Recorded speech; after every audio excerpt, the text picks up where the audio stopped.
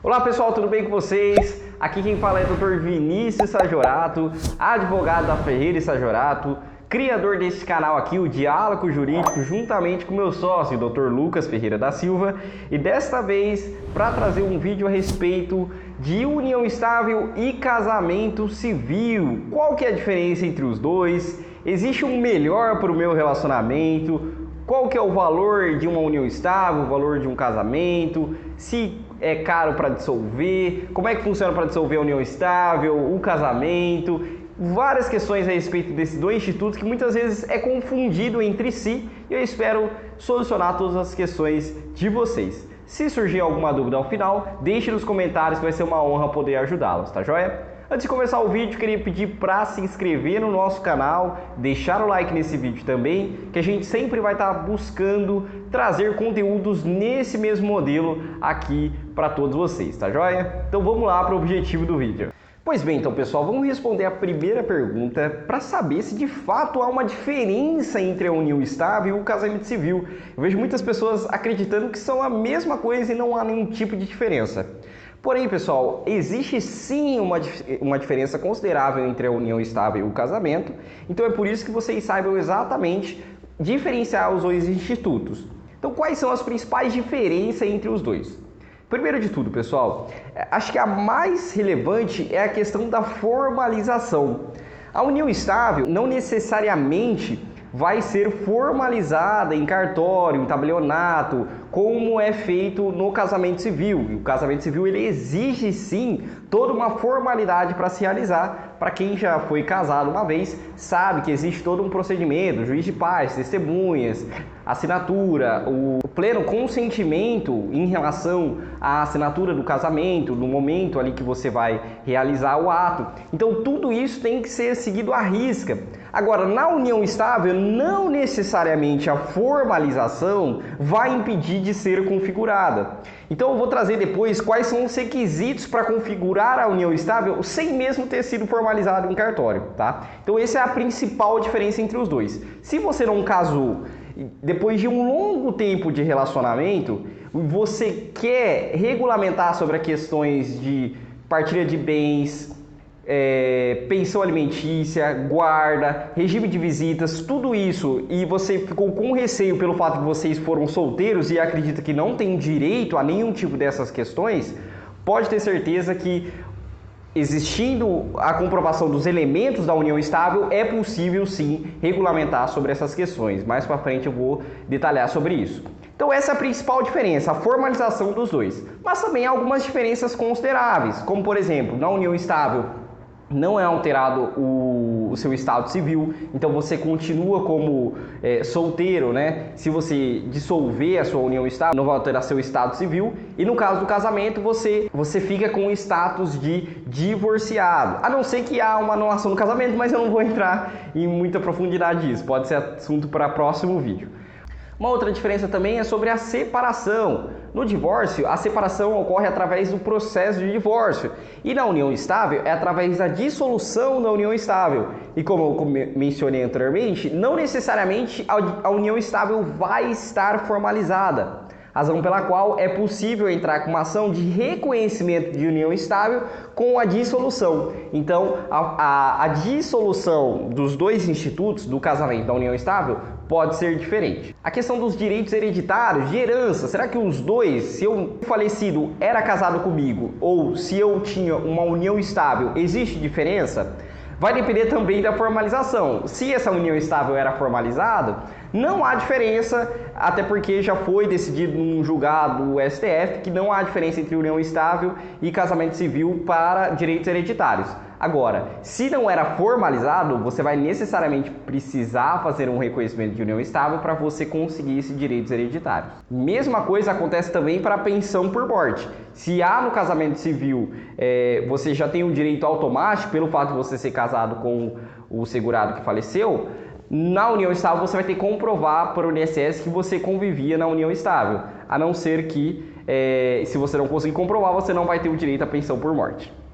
Bom, agora que você já sabe as diferenças principais entre os dois institutos, cabe você agora saber como vai ser configurada a união estável se não houver formalização em cartório, né? Porque existe duas formas de ser configurada a união estável: com formalização ou sem formalização. Essa formalização ela pode ser feita diretamente no cartório. Você vai lá no cartório, faz a escritura pública e é registrado perante a terceiros essa união estável entre você e a sua companheira. Agora, se você não fizer isso, existe ainda a possibilidade de ser posteriormente comprovada a união estável, desde que cumprido alguns requisitos legais.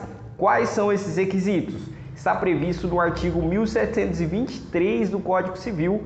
Eu não vou ler ele completo aqui, mas eu trouxe só os requisitos que estão previstos em lei, que são, primeiro deles, convivência pública, contínua e duradoura, estabelecida com o objetivo de construir família. Então são esses 4 objetivos. Aí você fala para mim, tá, Vinícius, você falou, mas praticamente não falou nada, que eu não entendi nada, né? O que quer dizer cada um deles? Vamos lá.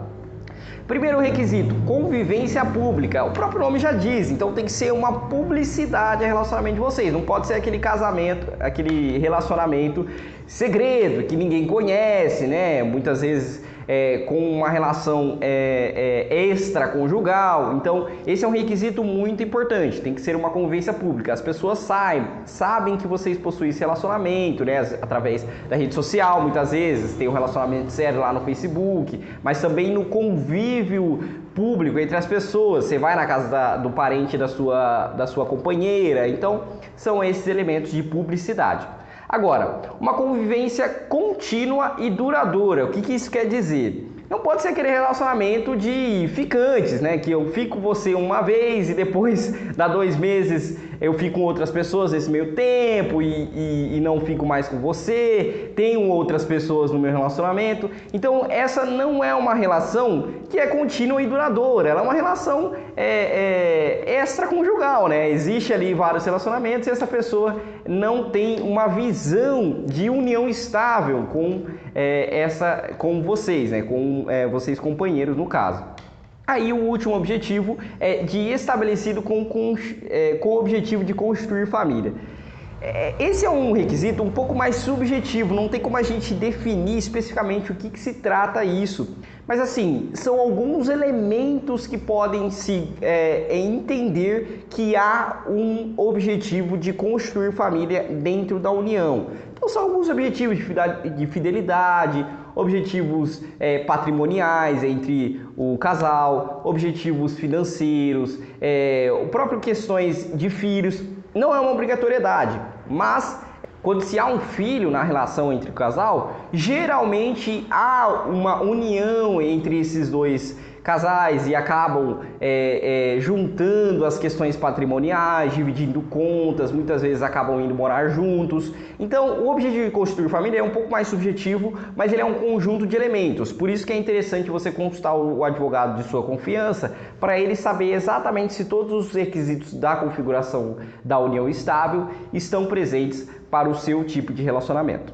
Agora, se você está numa situação que você é casado civilmente ou se você possui uma união estável, existe alguma diferença para dissolver esse vínculo conjugal?